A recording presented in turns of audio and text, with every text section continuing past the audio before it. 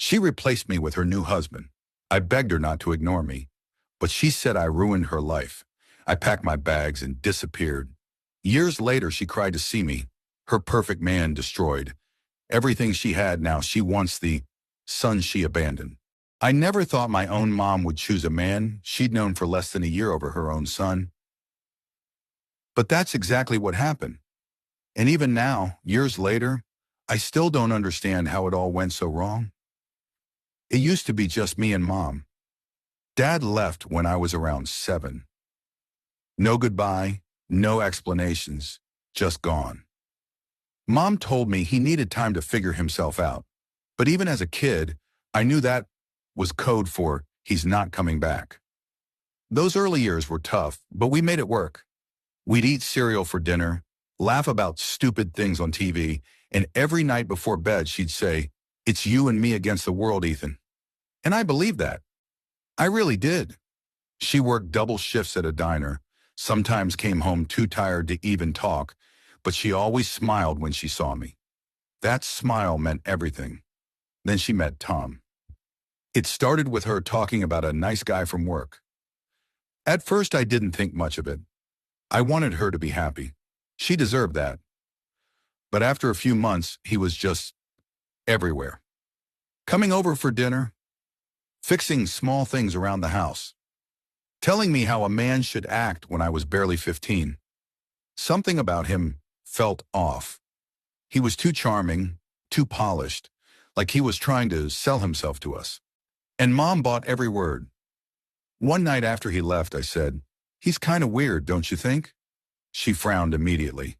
"Ethan, that's not nice. He's been nothing but kind." I dropped it, but I noticed her tone like I'd crossed a line. A few months later, Tom started staying over. Then he just never left. His toothbrush in the bathroom, his boots by the door, his truck parked out front. I still remember the night I came home from school and Mom said, "We've decided he's moving in. It'll be good for all of us." We've decided. That hit me like a punch. When did we stop meaning me and her? At first, I tried to make peace. But Tom always found a way to make me feel small. If I came home late, he'd say, "No respect in this house anymore." If I left dishes unwashed, he'd tell Mom, "You're too soft on him." He'd joke about how lazy teenagers are right in front of me. And Mom? She laughed along. That was the worst part, seeing her laugh at my expense. Things really exploded the day I turned 16. Mom promised to help me buy a used car if I saved up half. I spent almost a year mowing lawns, working part-time after school, saving every cent. When I finally had enough, Tom decided he wanted to handle the money. He told Mom I wasn't responsible enough to deal with that kind of cash. I remember yelling, "It's my money. I worked for it." He smirked. "Under this roof, nothing is just yours." Mom stood there, torn between us. And then she said the words that broke me. "Maybe he's right, Ethan. You've been a bit careless lately." I couldn't believe it. I thought she'd stand by me, like always. But that night, I realized she already wasn't on my side anymore. Tom took the money for safekeeping. I never saw a single dollar again. From there, things went downhill fast. Tom started disciplining me, grounding me, taking my phone, even restricting food if I talked back. He said he was teaching me to be a man. One night, I caught him yelling at Mom. I didn't hear what started it, but when I walked into the kitchen, his hand was gripping her wrist hard. I snapped. I pushed him off her and yelled, "Don't touch her." He turned on me, face red, breathing heavy. "You little punk," he growled. Mom screamed, "Stop it, both of you." But I was done. "I'm not staying here if he's here," I shouted. Tom smirked, looked at Mom and said, "Then maybe he shouldn't be here at all." Mom's silence in that moment. I'll never forget it. 2 nights later, we had another argument. This time it was about college. Tom said it was a waste of money. Mom agreed. I told them I'd already applied for scholarships, that I just needed a little help covering the fees. Tom rolled his eyes. "You think the world owes you something?" Newsflash, kid, nobody cares. And Mom again stayed silent. That silence killed me more than his words. I went to my room, packed a bag, a few clothes, my laptop, and the envelope of photos of me and Mom from when it was just us. She came in as I was leaving. Ethan, please don't do this. Do what? Leave the house where your boyfriend treats me like garbage and you let him? She started crying. He's just trying to help. You're too angry. I'm angry because you stopped being my mom. I walked out before she could say anything else. That was the last time I saw her for almost 3 years. The first few months were hell. I stayed on friends' couches, skipped meals, worked wherever I could, gas stations, night shifts, delivery runs. Nobody knew the full story. How could I explain that my mom chose some controlling jerk over me? Sometimes I'd see families walking together and feel this ache in my chest, a kind of emptiness I can't describe. I missed her, even after everything. But every time I thought of calling, I remembered her standing there while he took my money and my pride. So I kept going. I learned to live without her. A year later, I met someone who changed everything. Mr. Collins, the owner of a small auto shop. He took me in after I fixed a delivery van's engine on my own. You've got skill, kid, he said. How about a job? I worked like crazy early mornings, late nights, no complaints. He became the father figure I never had. He taught me about business, trust, and responsibility. Said things like, never let anyone tell you your value. You show them. That line stuck with me. Within 2 years, I was running my own small garage with 2 employees. I saved every cent, stayed humble, and built something I was proud of. But even as success came, part of me still felt unfinished. Like I'd built a whole new life on top of old wounds. Then one morning, I got a text from an unknown number. Ethan, it's Mom. Please don't ignore this. I really need to talk. My heart froze. After all that time, after all the silence, she reached out. I didn't reply right away. Part of me wanted to delete the message. But curiosity won. What do you want, Mom? She replied within seconds. It's about Tom. He's gone. Please call me. Turns out Tom had left her. Cleaned out her savings, took her car, disappeared. She sounded broken. I should have listened to you, she said, her voice trembling. You were right about everything. I didn't know how to respond. I'd imagined this moment so many times, her finally admitting it, but it didn't feel like victory. It felt hollow. I don't know what you want me to say, I told her.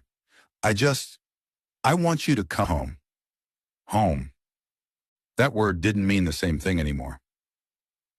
I told her I'd think about it. But that night, lying awake, I realized something. I'd already built a home, one that didn't need her approval, her love, or anyone else's validation. Still, I couldn't stop thinking about her. The memories, the old laughter, the way we used to be. I hated that she could still make me feel like a lost kid again. Mr. Collins noticed something was off. You okay, son? Yeah, I lied down. He smiled softly. You can't drive forward looking in the rearview mirror. That hit deep. Maybe forgiving her wasn't about letting her back in. Maybe it was about freeing myself from the past.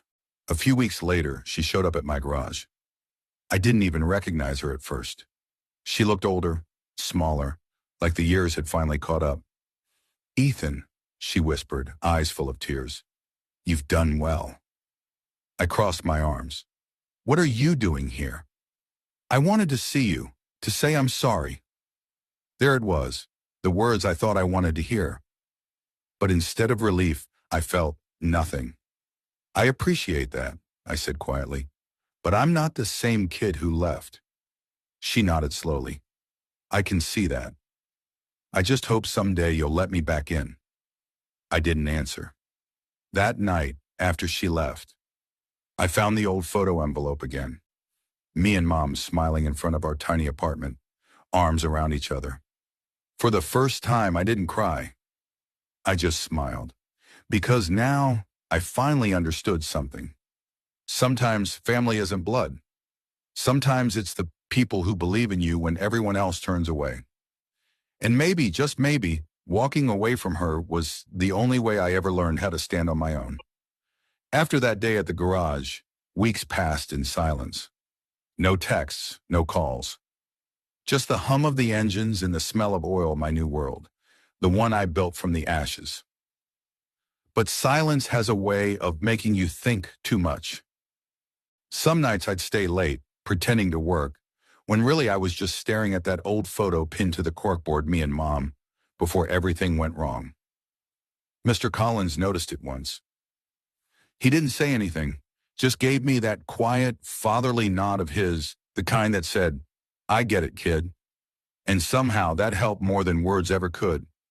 One morning, when I got to the shop, there was an envelope waiting for me. No return address. Just my name, Ethan, written in her handwriting. My heart sank. Inside was a letter, shaky but careful. "I know I hurt you more than I can ever fix. Tom made me believe things that weren't true about you, about us. But the truth is, I let him. I chose him because I was scared of being alone, and I lost the one person who truly loved me. I don't expect forgiveness. I just hope you'll let me see you again maybe one day." Mom, I must have read it a dozen times. The old me would have torn it up. But instead, I folded it neatly and put it in my desk drawer. Not forgiven, but not forgotten either. 3 months later, I got another call, not from her this time. It was from the hospital. "Is this Ethan Moore? We have your mother here. You're listed as her emergency contact." My stomach dropped. I hadn't even known she'd listed me for that. When I got there, she was sitting in a hospital bed, pale and fragile, IVs snaking from her arm. She looked up, surprised to see me and relieved. "Ethan," she whispered, "you came." I wanted to say, "Of course I came," but the words wouldn't come out. So I just nodded. The nurse said she'd collapsed at work, exhaustion, dehydration, poor diet. Apparently after Tom left, things had spiraled. She'd been barely getting by. That image, my once strong mom, now small and broken, hit me harder than I expected. I sat by her bed for hours that day. We didn't talk much, just silence and small words. She kept trying to apologize. "I should have seen what he was doing," she said softly. "I thought he was helping me keep you safe, but he was just controlling both of us." I stayed quiet. Then she looked at me, eyes red. "I don't deserve your forgiveness, but I need you to know I never stopped loving you." That line, "never stopped loving you," it cut deep. Because love doesn't vanish overnight, even after betrayal. It hides under the hurt, waiting for you to stop running. For the first time in years, I reached for her hand. Not because she'd earned it, but because I finally understood she was human, just as flawed and lost as I had been. Over the next few weeks, I started checking on her more often. Brought her food, helped with paperwork. Nothing major, just being there. Sometimes she'd talk about the old days, before Tom, when it was just us. "You used to dance in the kitchen," she'd laugh softly. "Said the floor was your stage." "I was 7, Mom," I said. I had no shame. We both laughed, and for a second it felt like time had rewound, like maybe we hadn't lost everything after all. But I knew better. Some things don't go back. They just grow differently. One afternoon, she showed up at my garage again.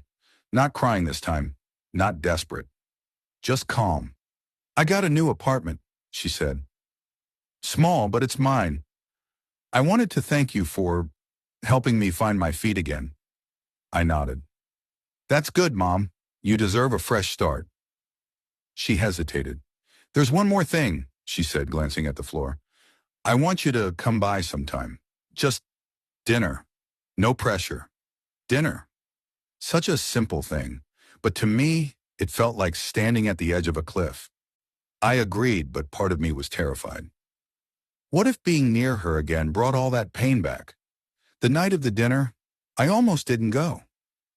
But something, maybe curiosity, maybe closure, pushed me to knock on her door. She'd cook spaghetti, my favorite from when I was a kid. The place was small, tidy, with secondhand furniture and a warmth that felt unfamiliar. As we ate, she said, "You've done so well, Ethan. Your own business, your own life. I'm proud of you." That word proud was one I'd waited years to hear. I smiled. Took me long enough. Then after a pause, she whispered, "Do you think we could ever be close again?" The honest part of me wanted to say no. That too much had happened. Too much was lost. But another part, the kid inside me who used to believe in you and me against the world, wanted to say maybe. So I said, "Let's just take it slow." Her smile was small but real. Months went by. We didn't become best friends overnight. There were awkward moments, long silences, small steps. But healing isn't about pretending the past didn't happen. It's about learning how to live with it. She'd stop by the shop sometimes, bringing lunch. The guys would tease me, "That's your mom? She's nice." And I'd just smile. Maybe she was finally becoming that again, my mom. A year later, just when things were starting to feel stable, life threw another curveball. One of my employees, a young guy named Ryan, came running into the shop one morning. "Ethan, there's someone outside asking for you." I walked out and froze. It was Tom. Older, thinner, but unmistakable. "Ooh," he smirked, as if we were old buddies. "Long time, huh?"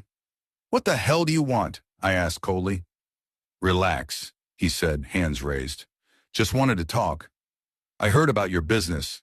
You've done good for yourself." My fists clenched. "You stole from us. You ruined her life." He shrugged. "People make mistakes." Then he had the nerve to say, "Maybe I could help you expand. You know business needs connections." I almost laughed a bitter, disbelieving laugh. "Get out," I said through my teeth. He stepped closer. "You think you're better than me now?" "I don't think," I said. "I know." And before he could say another word, I called out to Ryan, "If he's not gone in 10 seconds, call the cops." Tom's smirk faded. He muttered something under his breath and walked away. That was the last time I ever saw him. That evening, I went to Mom's place. She was washing dishes when I told her. Her face went pale. "He came to you?" "Yeah, but don't worry, he's gone." Tears filled her eyes. "I'm sorry.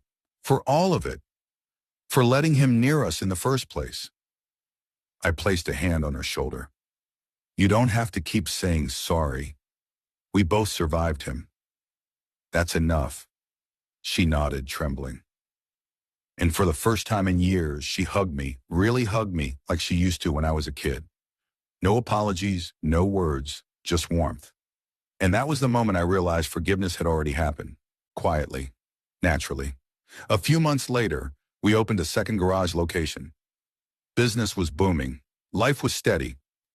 Mom started volunteering at a local women's shelter, helping others get out of toxic relationships. She told me it was her way of making things right. And in some strange, poetic way it was. One evening, she came by the shop, smiling. "Guess what? I'm leading a support group next week." I grinned. "You? Leading a group? That's brave." She laughed. "Guess I learned from the best." I didn't say it out loud, but I was proud of her, more than I ever thought I could be again. Years later, people would ask about my mom. Some knew parts of the story, that we'd had a falling out, that life hadn't been easy. But I always said the same thing. She made mistakes. So did I. But she taught me one thing: how to rebuild. Because in the end, this wasn't just about a broken family. It was about how two broken people found their way back to themselves. Forgiveness didn't erase the pain. It just made space for peace. And that peace, after everything, was enough. One night after closing up the garage, I drove past our old house. The lights were different. The paint faded. But I could still see flashes of memories, cereal dinners, laughter, her smile. I parked across the street and just sat there. Then out of nowhere, my phone buzzed. A text from Mom. "Proud of you always. Love you, son." I smiled. For years, I'd carried the weight of being unwanted. Now, for the first time, I felt truly free. Because sometimes walking away doesn't mean losing everything. It means finding the strength to come back on your own terms.